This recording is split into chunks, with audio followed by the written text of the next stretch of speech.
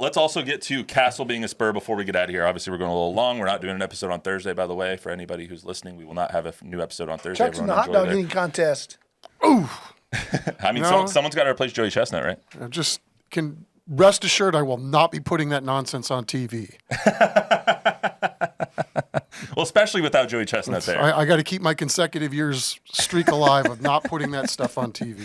All right, Don, real quick, tell us about New York, what you heard, what you saw, what you thought of Castle, what you thought of Harrison Ingram. Kind of take us through kind of your thoughts and the process of the draft, because obviously we haven't gotten to talk to you since you went. Well, I mean, I think that's who we all thought they were going to take if he was on the board. I think there was a little bit of fear that Atlanta might take Castle number 1. I've heard from a lot of people that think he was the best player in the draft, not just on the board at number 4. Really nice kid, really smart kid, loves to be coached hard, played for Hurley, very smart to play in that offensive system, was a McDonald's All-American and the first to commit to UConn. Just an incredible potential. I think Kobe's body, not that kind of shooter, but it could be.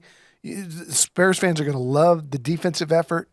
The one thing that I heard, though, which is a little interesting, is that there's some in the league who believed that the Spurs flip-flopped it, and that had they taken Salon at number 4, that they would have gotten Castle at 8. I don't think he would have stayed on the board till 8, but they really wanted Salon, and when he wasn't there at 8, that's when they traded that pick to Minnesota. So we could have come out of this, according to some, they could have come out of this draft with both. But I think they're doing cartwheels that they've got this guy in the program, and I think they think he has the kind of potential that they had when they drafted Kawhi. He's already better than Kawhi was on day 1. Now, he has to develop into that player. But as far as taking a raw kid into the gym, he's better than Kawhi was when they picked Kawhi 15. He was introduced on Saturday officially at the Spurs facility. This is a little bit of what he had to say. I feel like, I'm a perfect fit here. Just being able to, display my playmaking ability, create shots for myself, for my teammates. Just being at UConn, becoming a better screener, becoming a better cutter, just really, balancing my, all-around game. So, just being on the court, trying to do, everything that I can, rebound, push.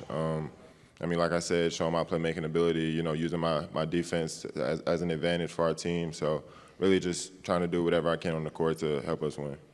If nothing else in year 1, he's going to come in and he's going to play rabid defense. They need more guys like this, right? That is going to put his nose to the grindstone and just go get people. Mm-hmm. That's it, and that stuff is infectious too. If you see a guy that's balling out on the defensive end, I got no problem with this pick at all.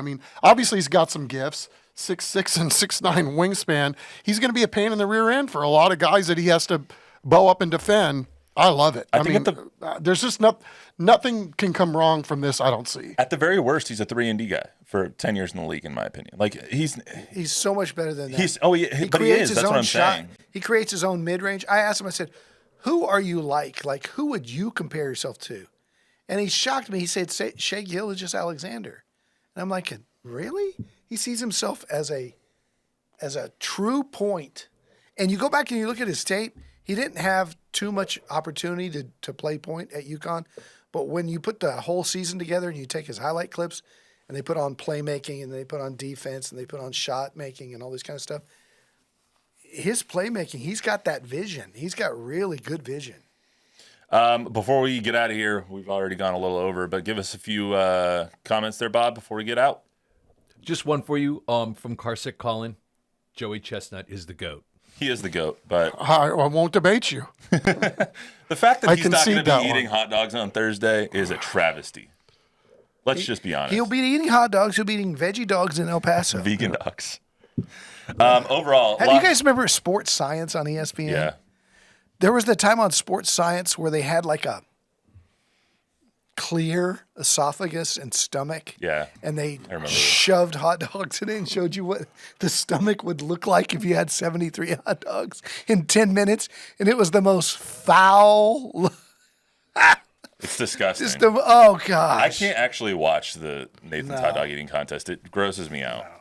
It does me too, So but yet gross. here we are talking about it. I had a barbecue at my house on Saturday, and I grilled up 16 hot dogs, and I was like, "There's no way I could eat this many, let alone 73." How many did you try? I ate like 2. Okay. I ate a normal person's amount. I had 2 hamburgers and 2 hot dogs.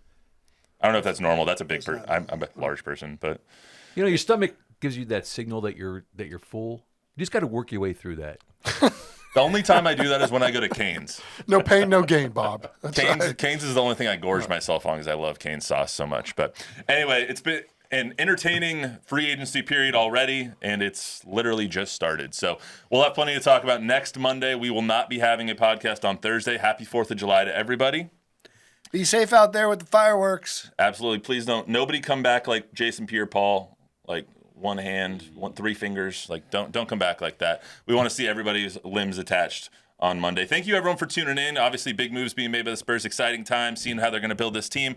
That's all we got for today on Sneakers Cleats podcast. Remember to download, rate, review, subscribe, give us a 5-star rating, tell a friend, tell an enemy. We will be back on Monday with some more from Don and Chuck and I. Until then, everyone have a good holiday weekend.